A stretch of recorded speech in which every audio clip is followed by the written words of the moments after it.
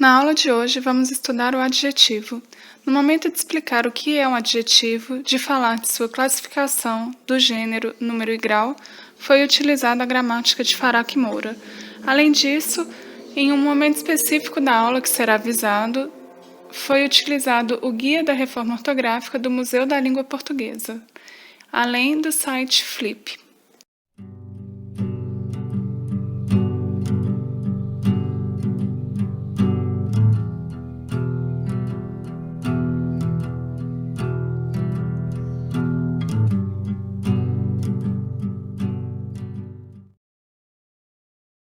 Com o adjetivo, atribuímos características aos seres nomeados pelos substantivos. Muitas palavras podem ser enquadradas nas duas classes. Por exemplo, brasileiro, em o brasileiro é muito crédulo, é um substantivo, já em o povo brasileiro é muito crédulo, é um adjetivo. Isso não acontece com todos os substantivos, ou seja, não são todos os substantivos que podem funcionar como modificador. Alguns substantivos irão funcionar como modificador quando estiverem em sentido figurado, como, por exemplo, ela tem um marido mala e não aguento mais esse papo cabeça. Algumas vezes o adjetivo pode modificar não apenas um substantivo, mas toda uma frase ou expressão, como esquisito você ter esquecido tudo em casa logo hoje. E descobriram a cura para aquela moléstia. Fantástico, não é? Então, esquisito não está modificando apenas um substantivo, mas sim toda a ideia que vem depois, você ter esquecido tudo em casa logo hoje. E fantástico está modificando, descobriram a cura daquela moléstia. Essa descoberta é fantástica, então não está modificando apenas o substantivo. A posição do adjetivo na frase pode, em alguns casos, atribuir diferentes significados à expressão que se forma. Temos pobre mulher, que é uma mulher infeliz, e mulher pobre, que é uma mulher sem recursos. Único trabalho, trabalho que é um só, e trabalho único, trabalho excepcional. Locução adjetiva e adjetivo. Algumas expressões, normalmente formadas pela junção de uma preposição a um substantivo, irão apresentar a mesma função de um adjetivo, que é modificar, atribuir característica a um substantivo. Essas expressões vão ser as locuções adjetivas. Por exemplo, em proa de um navio. De um navio será, então, uma locução adjetiva. Algumas locuções adjetivas são formadas por preposição com advérbio. Por exemplo, pão de hoje, músicas de sempre, portão da frente, sendo as locuções de hoje, de sempre e da frente. Algumas locuções adjetivas possuem adjetivos correspondentes e outras não. Então, nós temos aqui, do lado esquerdo, a locução adjetiva e do lado direito, o adjetivo. Homem sem capacidade, homem capaz. Material de escola, material escolar. Menino sem coragem, menino medroso. Blocos de areia, blocos areníticos. Zona de fronteira, zona fronteiriça. Casa do pai, casa paterna. E aqui nós vamos ter também aquelas que não têm um adjetivo correspondente, como, por exemplo, livro de Ana, parede de concreto, aula de física e sala de televisão. Algumas vezes usamos o adjetivo como advérbio. Por exemplo, a mãe suspirava suave. Esse é um exemplo que aparece na gramática e é um exemplo de Guimarães Rosa. Fala sério. Durma tranquila. Logo, nós temos um exemplo retirado da Folha de São Paulo. Esse exemplo está presente na gramática, assim como todos os outros exemplos que estão relacionados ao que é um adjetivo, a sua classificação, gênero, número e grau.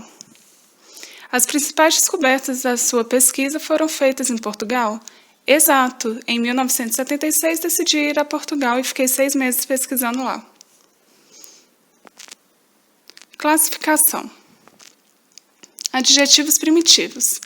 Não derivam de outra palavra da língua.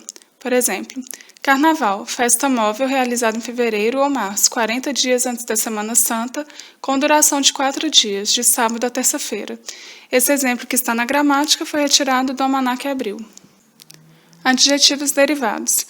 Se originam de outra palavra da língua, de um substantivo, de um verbo ou de um adjetivo. Dentre os derivados de substantivos, temos os gentílicos, que fazem referência à nacionalidade ou lugar de origem. Por exemplo, O geocentrismo pressupõe que a Terra é imóvel e que o Sol se desloca em círculos em torno dela, dando origem a dias e noites. Esse exemplo foi retirado do Almanaque Abril. Em seguida temos: gigantescas rochas formam paredões. E finalmente teremos aqui um exemplo de um gentílico, que foi retirado do Jornal da Tarde. O casal foi homenageado por um grupo de carimbó, dança folclórica paraense. Adjetivos simples apresentam apenas um radical. Garfo verde, problema econômico. Adjetivos compostos apresentam mais de um radical. Garrafa verde clara, cidadania luso-brasileira. Agora nós vamos falar um pouco sobre a reforma ortográfica, o uso do hífen. Nós já fizemos isso em uma aula anterior, no módulo 2, e vamos fazer de novo. Dessa vez, vamos utilizar o Guia da Reforma Ortográfica do Museu da Língua Portuguesa, que está disponível no portal do professor, que está no site do MEC. Esse guia ele é um pouco mais completo do que o guia que nós utilizamos na aula anterior, na outra aula, que recorremos à reforma ortográfica. Ele é mais completo, mas eu acho que o outro é mais fácil de visualizar. Bom, abre aspas. Usa-se o hífen em palavras compostas por justaposição, cujos elementos substantivos, adjetivos, numerais ou verbos constituam uma unidade sintagmática e semântica e com acento próprio, ainda que o primeiro elemento esteja reduzido. Em uma outra parte desse guia nós encontramos, abre aspas, palavras compostas por justaposição que tenham perdido a noção de composição devem ser grafadas sem hífen. Assim nós temos como exemplo ano-luz, arco-íris, médico-cirurgião, cirurgião-dentista, decreto-lei, tenente-coronel, tio-avô, guarda noturno, mato-grossense, segunda-feira, norte-americano, finca-pé, guarda-chuva e azul claro, todos com hífen. Nós vemos aqui então azul claro com hífen, logo o nosso exemplo de adjetivo composto, verde clara, da garrafa verde clara, será com hífen de acordo com a nossa reforma ortográfica.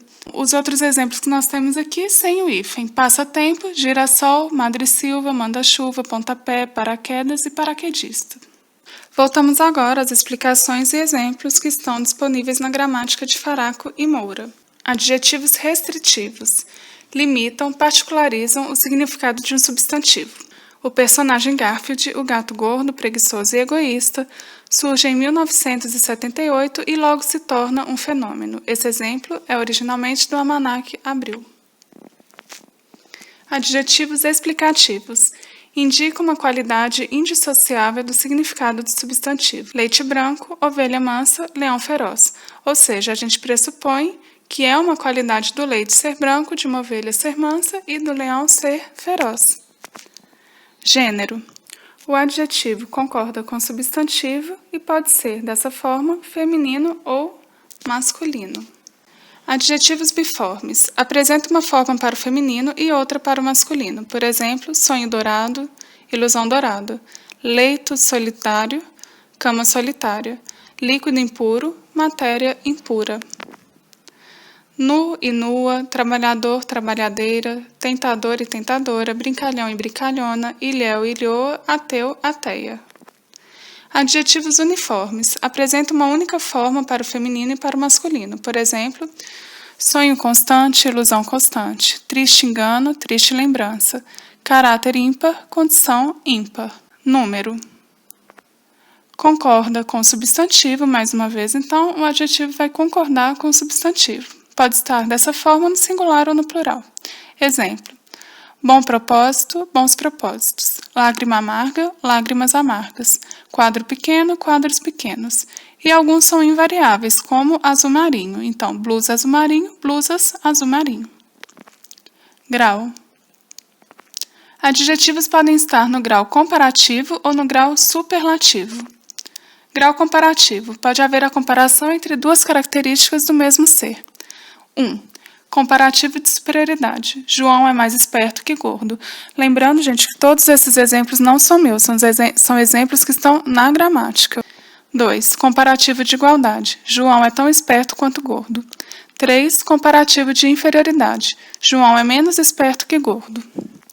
Grau comparativo. Pode haver a comparação entre uma característica em dois ou mais seres. Comparativo de superioridade, aquele fato é mais estranho que este. Comparativo de igualdade, aquele fato é tão estranho quanto este. Comparativo de inferioridade, aquele fato é menos estranho que este. Assim, a comparação não ocorre por flexão, mas pelo uso de formas como mais, que, tão, quanto, menos, que. Coloquialmente, temos o que nem e o feito para expressar o grau de igualdade. Por exemplo, ela se sentia feliz que nem o passarinho. Era uma girafa alta feito uma torre. Grau superlativo. O superlativo mostra o grau mais intenso da característica. Superlativo absoluto sintético, expresso por sufixo. O fato era estranhíssimo, então essa terminação íssimo vai ser o sufixo, que nesse exemplo que nós temos aqui, vai expressar o superlativo absoluto sintético. 2. Superlativo absoluto analítico. São usados intensificadores como absolutamente, muito e bastante. Homens muito obesos e muito magros têm maior chance de morrer de forma prematura. Esse exemplo estava originalmente, então, na folha de São Paulo. 3. Superlativo relativo de superioridade. Foi o fato mais estranho que já vi. 4. Superlativo relativo de inferioridade. Foi o fato menos estranho que já vi. Agora que já estamos na metade do nosso terceiro módulo, eu gostaria de convidar vocês a começar a refletir sobre alguns assuntos. Como vocês sabem, os alunos dos primeiros períodos do curso de Letras da UFMG são o público principal desse curso, mas ele está aberto também para outras pessoas de outras universidades, de outros cursos, e pessoas que têm outros objetivos, como, por exemplo, quem é do ensino médio e por algum motivo queira fazer um curso de gramática tradicional e quem vai tentar concurso. Mas pensando no nosso público principal, eu gostaria de fazer algumas perguntas que dessa vez vão ser voltadas para os alunos da licenciatura. Então, a primeira. Aqui nós estamos em um curso assíncrono e sem muita interação entre professores e alunos. E além disso, eu faço questão de trazer os exemplos que eu encontro na gramática para, dessa forma, quem não tem uma gramática tradicional em casa poder sentir um pouquinho como que ela é, os tipos de exemplos que aparecem aí. Mas pensando que no futuro você pode ser um professor de português, você levaria um exemplo como João é tão esperto quanto gordo? Vocês levariam um exemplo desse para a sala de aula?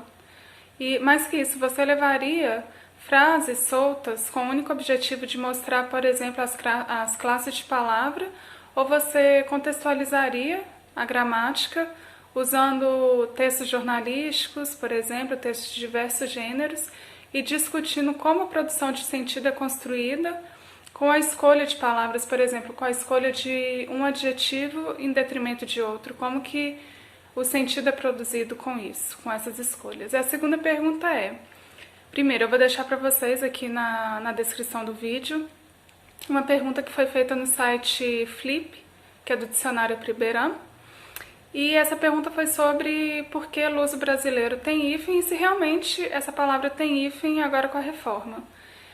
Eu vou indicar esse site porque eu acho que ele é bastante interessante para quem é estudante de letras e também porque a resposta, para vocês darem uma lida na resposta que essa pessoa recebeu, já que quem respondeu apresenta tanto um argumento favorável ao uso do hífen quanto o argumento contra o uso do hífen. E esses dois argumentos têm base no novo acordo ortográfico. Então a pergunta é, esse tipo de informação mais técnica, como essa que eu vou deixar para vocês aqui agora, ela tem espaço na sala de aula do ensino básico?